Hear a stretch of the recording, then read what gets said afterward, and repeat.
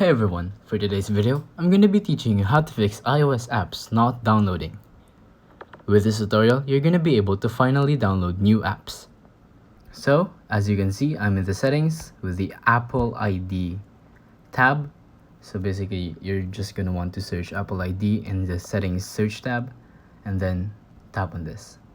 So, if you scroll down to the very bottom, you're going to see sign out. So just tap on sign out, but I can't really do that for some reason.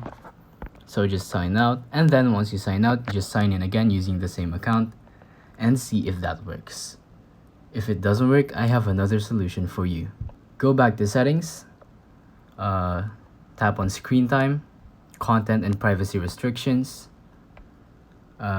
Make sure that it's all on allow.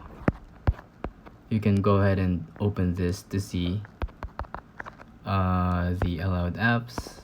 Make sure that this is all set to allow, and then that's pretty much it. It's that simple. If you think this video was helpful, please consider liking, subscribing, and hitting the notification bell.